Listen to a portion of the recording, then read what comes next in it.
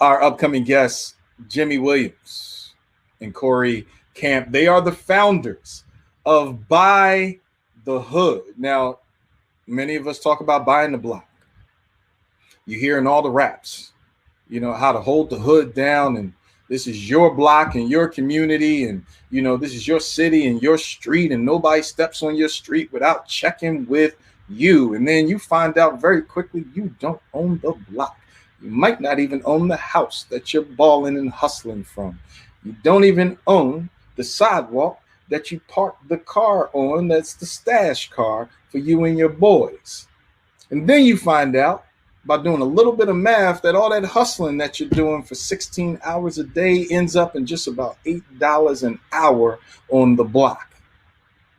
And so for those who went through those experiences and learned, this isn't it, these brothers have put together an amazing community organization teaching financial literacy, the impact of ownership, talking about how to bring collective resource together so that you can handle your business and truly own the block. There's nothing like neighbors driving down the block and knowing that the CDC or the group on the block has gotten together as through their block captain or whatever organization they put together and buy up the rest of the properties that may be challenged on that block. And now everybody's paying mortgage through the rent on the remaining houses on the block. That does happen. It's nothing more amazing than blocks coming together and saying, you know what, we want to own the corner store and make that our corner store. That does happen. It's nothing more amazing than blocks getting together and saying the business corridor, we want to own a few of those businesses on the commercial corridor to make sure that we have our vested interests taken care of. That does happen. Buy the Hood is the blueprint. And Corey has come together to put together a book. It's called Own Your Time and Space, self-help and real estate book that talks about this ownership. He put it together with Jimmy, this tag team duo. I'm excited about these brothers and what the creator has given them. Corey, Jimmy. What's up, brother? How you? I love y'all brothers, man. I'm telling you straight up, man to man, what the both of you are doing is absolutely amazing, man. I love it. I appreciate y'all because you could be doing so much other work with all the skills and talents that y'all bring, but you brought it back home to make sure that we have a fighting chance, man. Thank you for all that y'all do. Yes, sir. Yes, sir. That's yes, what it's indeed. about. So let's get into this, man. You know, Buy the Hood. You know, the title's self-explanatory at this point. I mean, you didn't shy away from the mission mandate. You said, we're going to put it front and center and make sure it's very clear.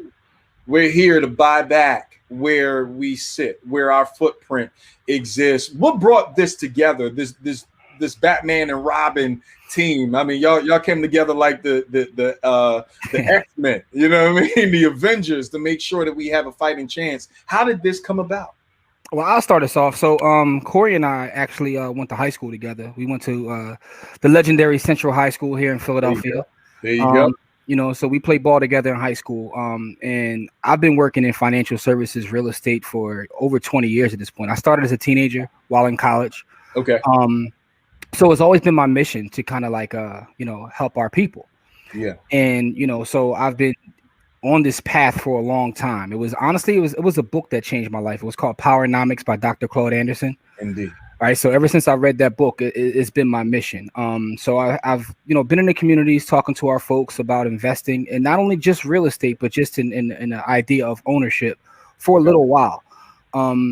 So Corey and I had talked because Corey went through he was the educator, and I was looking to do something different because I was getting frustrated. I couldn't reach the adults the way I wanted to. Had a lot of pushback. So Corey says, well, let's start teaching kids. And I says, all right, well, let's partner together.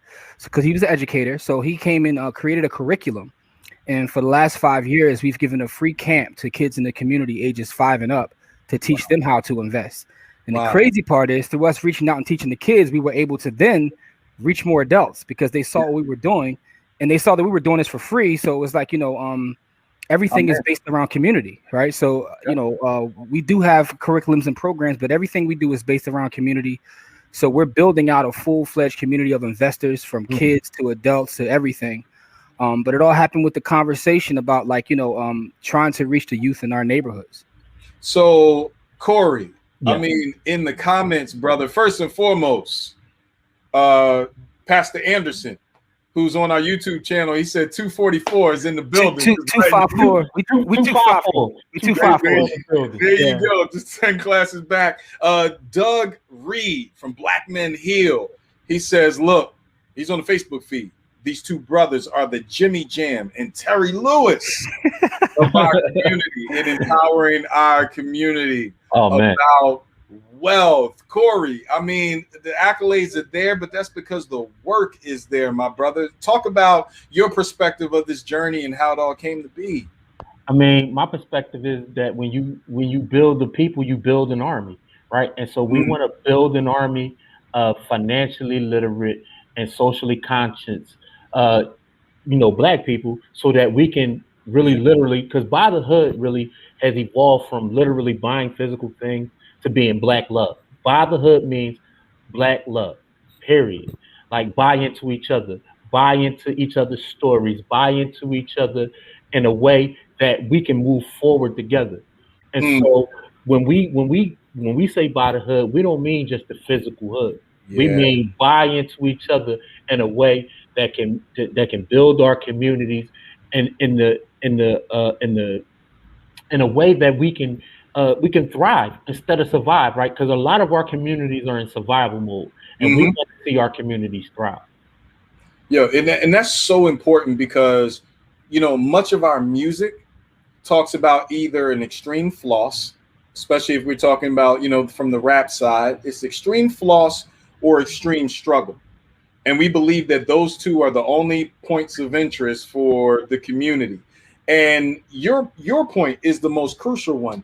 That's the one that makes me think about the KRS of the world, the Poor Righteous Teachers, the Lords of the Underground, the Public Enemies, where we had music and culture pushing us to love each other more, buy into the whole Black experience, not just the end books of the story.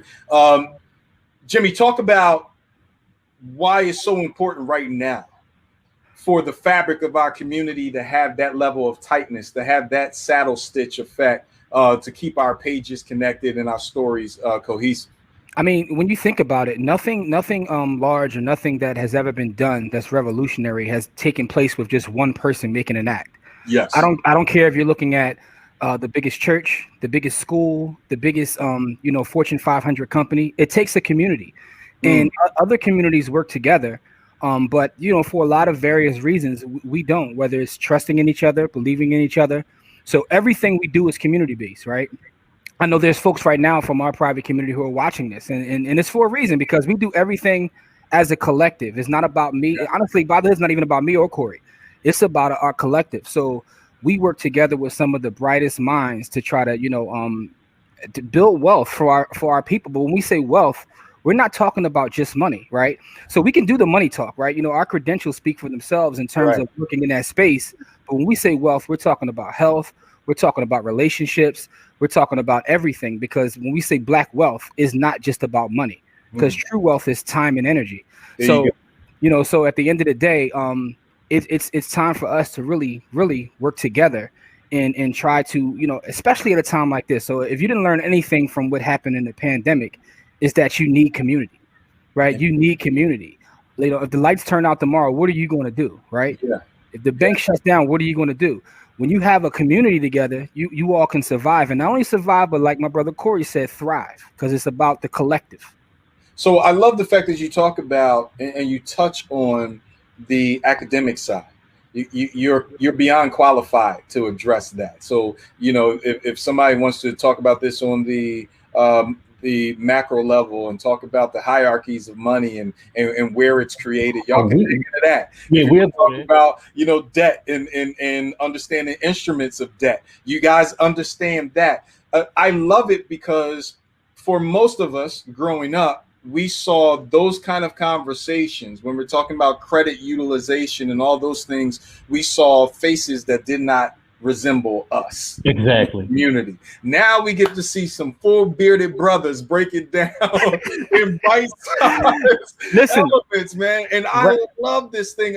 What has the response been to the program, to the initiatives and the efforts that you guys placed in the community?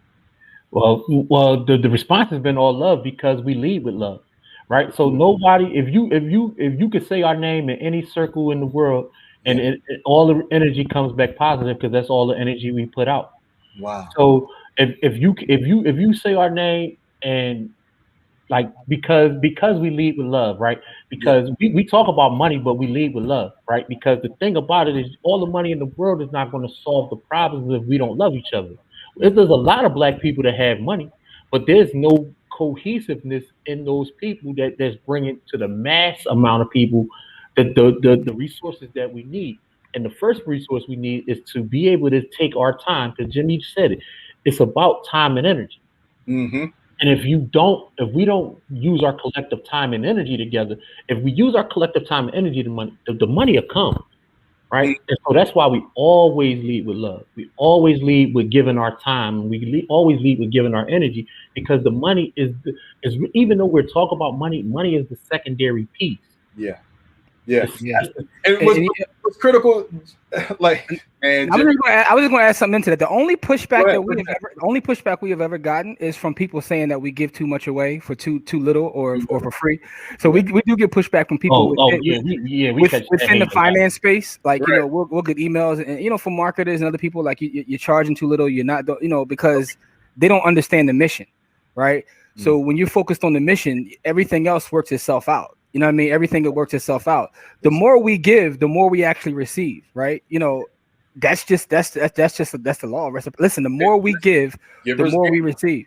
Givers gain, and that's how it works. Even in the marketing space, I mean, you know, your free ebook leads to retention of clients, or it leads to acquisition of clients. And so, Jimmy, what's so crucial in our community, and actually this is for both of you, because I know you guys have great perspective on this. We mismanage debt so horribly in our community because, one, we don't understand how it's created. We don't understand how it can be utilized. We don't understand that when a bank, you know, signs us up for a mortgage, they then bundle it up at the clearinghouse, send it to the Fed window, and then they make money on that while they make money on us. And so, to your point, Jimmy, that time value, that time and energy, the more we assign our time and energy to that debt instrument, we make it that much more valuable. So why wouldn't we put that towards Black businesses, Black commercial corridors, Black development, and get in good debt with good development for our community? What has been the barriers to that, especially as we talk about gentrification in areas like we watch Fishtown now? You know, there were areas in North Philly where when you came from the club on Spring Garden, you drove straight all the way down until you saw more homes. Now those same areas that were abandoned homes are now $400,000, $500,000 homes. It's bleeding into the hood, into the community. What's our strategy? Right. So getting involved in that and addressing that collectively. So one of the things we talk about, and which is why a lot of times when we actually talk, is never about literally money, right? Although that's our thing. Yep. Because we understand that, and the quote, a sister of ours, the Ivy investor, she always says that most people's money problems have nothing to do with money, right?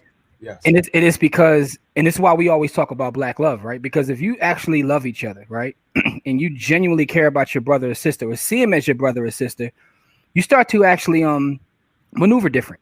A lot of the crime and things that we see is because we really don't look at each other as being our brother and sister. Like, I have a brother, we'll argue, but we'll never go to pulling weapons on each other. It'll never go there because that's my brother.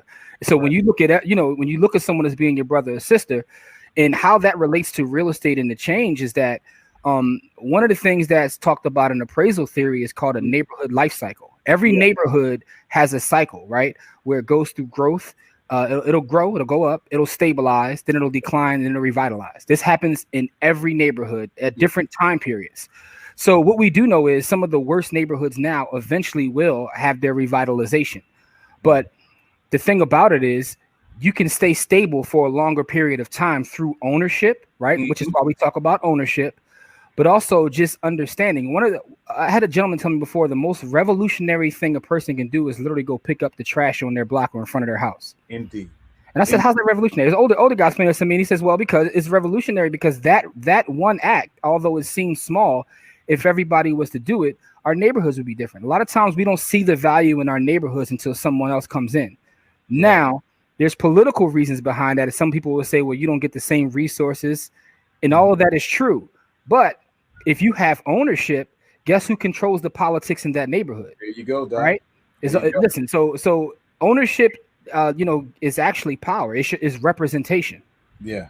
Corey, how does one get involved? Because I like next to y'all, I wish I could show y'all. Next to me, my phones are like flying off the hook. Text messages like, "Yo, how do I get in touch with these brothers? How do I get engaged?" And so I'm gonna put that out to the total broadcast audience. Right. How does one who's listening right now?